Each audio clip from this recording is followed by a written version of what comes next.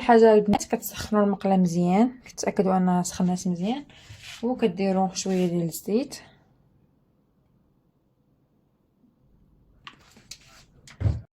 وكتحطوا الكفته ديالكم فوق الزيت.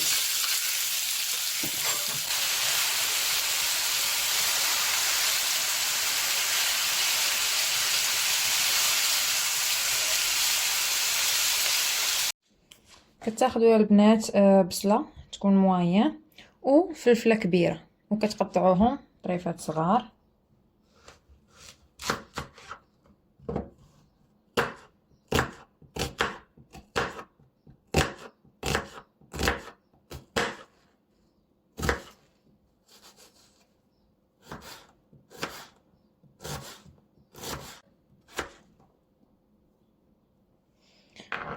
هاي البصله كنقطعوها بحال هكا طريفات صغار، ونفس الشيء بالنسبه للفلفله. اول حاجه نحيد الزريعه والوسط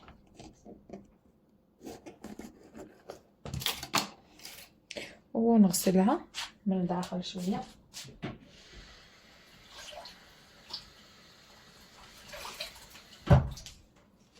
بالنسبه للون ديال الفلفله ماشي بالضروري يكون يعني بحال ليموني، المهم لي عندكم فلفله حمراء ولا خضراء ولا فلفله وحده، كلشي مقبول.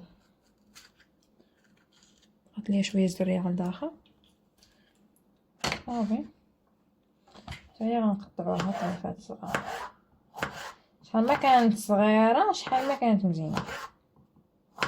صافي قطعت البصله، قطعت فلفله كيجيو بحال هذا الشكل. تحاولوا تقطعوهم صغار، كل ما كانوا طريفات صغار كل ما مزيان. من الكفته كيدخلها شويه طياب بحال هكا، عاد كنزيدوا البصله مع الفلفله ديالنا قطعنا ديجا، كنزيدوها كامله هكا.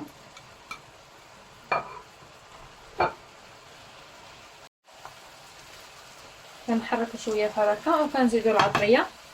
بالنسبه للعطريه عندنا هنا معلقه كبيره ديال الكمون، معلقه صغيره التحميره، معلقه صغيره ديال الزعتر، نص معلقه الملحه وجوج دروسه ديال الثومه. كنزيدوهم كاملين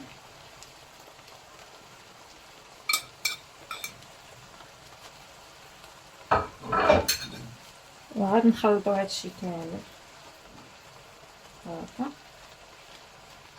ونخليوها طيب صافي. من بعد ما هادشي كيطيب كتاخذوا طنجره كبيره،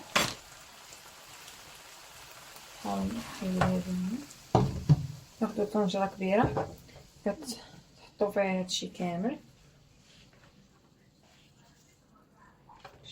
كتحطوه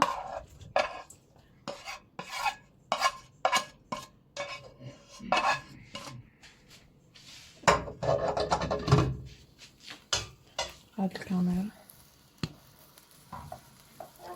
صافي. كتحطوا هذاك الشيء كامل طنجره وكتحطوا 400 غرام ديال المطيشه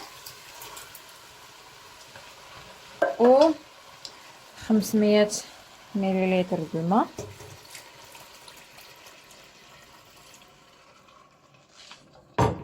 تحركوا شويه هكا وكتزيدوا كنوره وحده، زيدوا كنوره وحده وكتخليو هادشي كامل يغلي. المهم البنات ها هي بدات كتغلي. من تبدا تغلي غتزيدوا دابا الباستا. هاد النوع اللي كيكون بحال هكا من الاحسن. كان عندكم توفر نوع اخر في الدار حتى هو ماشي مشكل. غنحتاجو 250 غرام يعني رابعه ديال الباستا، وغنحاولوا نحركوا دغيا. الا ما كانش الماء مغطي الباستا كامله خاصكم تزيدوا شويه د الماء المهم خاص الماء يكون فوق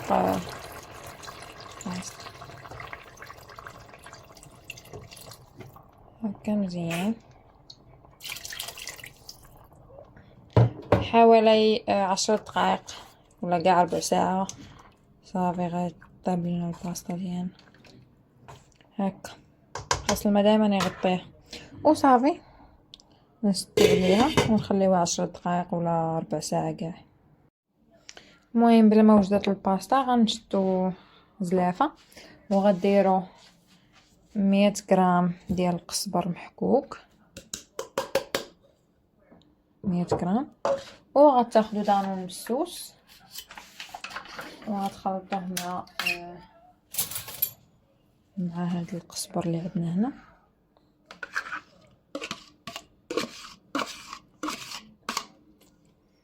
وغتخلطو هادشي كامل.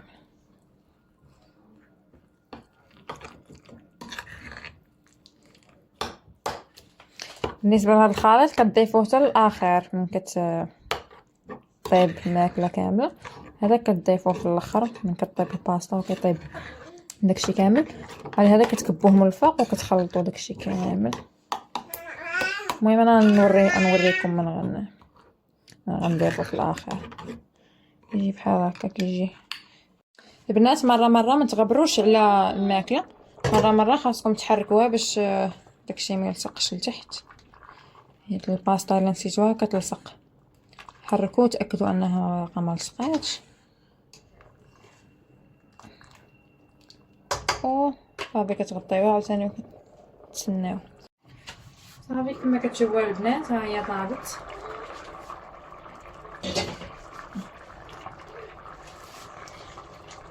صافي دازت تقريبا ربع ساعه كلشي طاب. كطفيو عليها وكتجيبوا ديك الصوص اللي كنا درنا هنا كتكبوها كامله.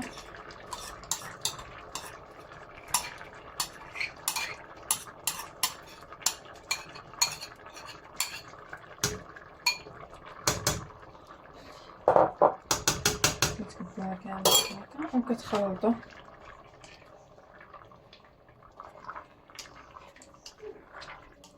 ما كتجيبوش كنضيفها حتى الاخر حتى تكون طفيت الربوطه وكلشي طاب.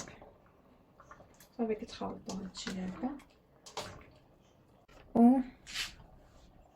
ما كتشوفوا كتجي فحال هكذا، كتجي بنينه بزاف. غناخد شي زلافه نحطها باش تشوفوا بحال هكذا. كتجي البنات بنينه بزاف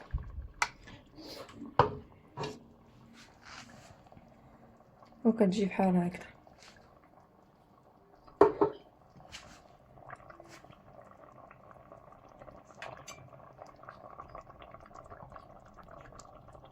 بنات نسيت حاجه وحده ما قلتهاش ليكم، هو انه غتزيدوا البزار شويه من الفوق حتى هو كيعطي واحد النكهه زوينه وصافي كتخلطوه.